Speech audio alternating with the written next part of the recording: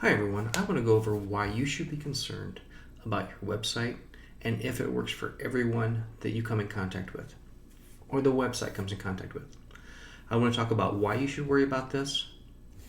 Are you missing opportunity? Are you at risk for potential litigation? Is this really the right thing to do? Finally, we'll go over, is there a quick fix? And will this cost you an arm and a leg? So let's go.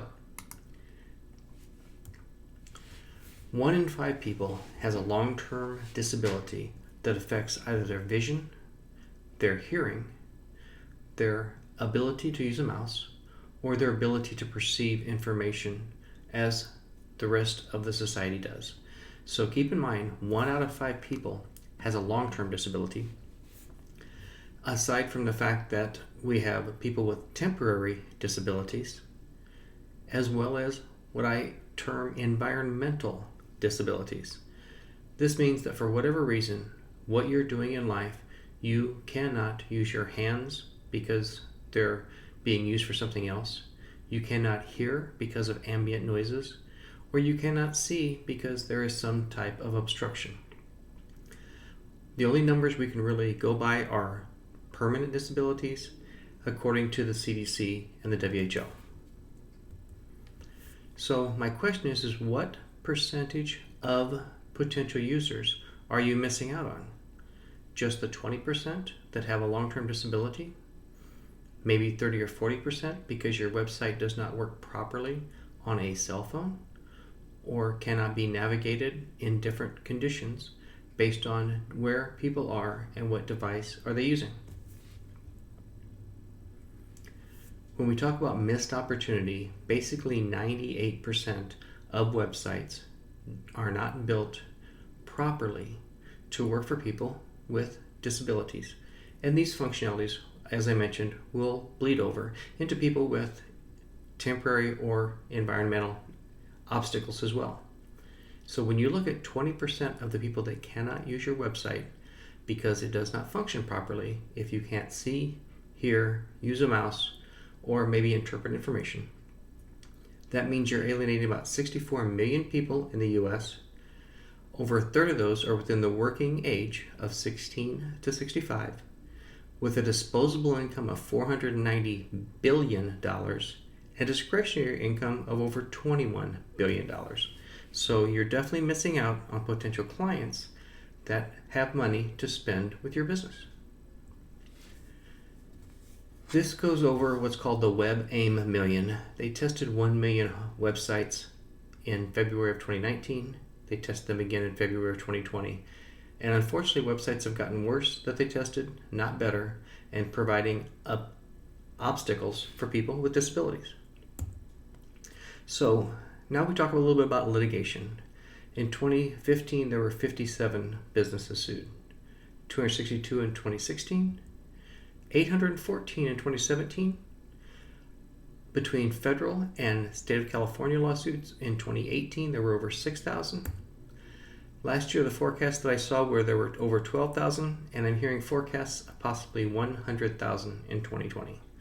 I know for a few months the courts were closed with the epidemic that's going on, but since they have opened, the floodgates have opened, and we're speaking with clients on a weekly basis that were sued. Now, one thing I want you to know is there are no quick fixes. You can't just simply put a Band-Aid on your website and protect you and make it work well for those with disabilities.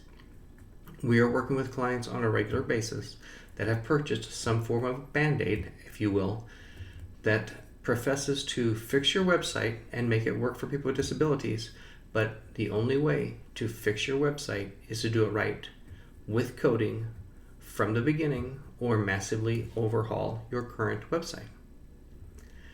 Now, I have some people that are afraid this is going to cost me a ton of money. Well, there is going to be some expense with it. I'm not here to beat around the bush or lie to you about that. Maybe more than some people have spent because this needs to be done by a professional, someone that truly understands the WCAG, that's the Website Content Accessibility Guidelines. Because this is the only way to make your site work for everyone so that you're not excluding potential clients and helping you to avoid possible litigation. Now there's one nice thing. If you have less than 30 full-time employees, or, and I emphasize, or less than $1 million in revenue, you may be able to qualify for federal and state tax credits to pay for half of what you spend on your website per year up to $10,000. Not that you're going to spend that much each year, but federal tax credits that cover half of that for you are not a bad reason to make your site work for everyone. As I mentioned, this is the right thing to do. We should all have access to the same information online. Just because developers for years weren't aware of these rules or weren't aware of the laws isn't really an excuse anymore, because this should have been brought to people's attention over the past few years, especially with the volume of lawsuits that are going on in the country.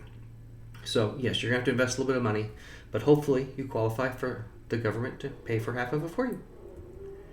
So again, you should be concerned about your website and making sure that it will work for everyone. You should not want to miss out opportunities of at least 20% of the people coming to your website and hitting the back button because it won't function for them. And you may be able to qualify for some tax credits. So keep in mind, don't fall for any shiny objects. Anything that's 500 or 100 or something like that that's inexpensive will not protect you from being sued and will not make the true root of your website work for people that have disabilities. So find someone that does this right, make your website work properly, and lets everyone enjoy an internet that works for all. My name's Glenn Ingram. If anyone would like to have a consultation about this, I'm happy to run through something with them quickly. I'm certified accessibility professional through the IAAP, that's the International Association of Accessibility Professionals. I'd be happy to visit with you. I'll add this link below with the video. If we can help, please give us a call. Have a good day.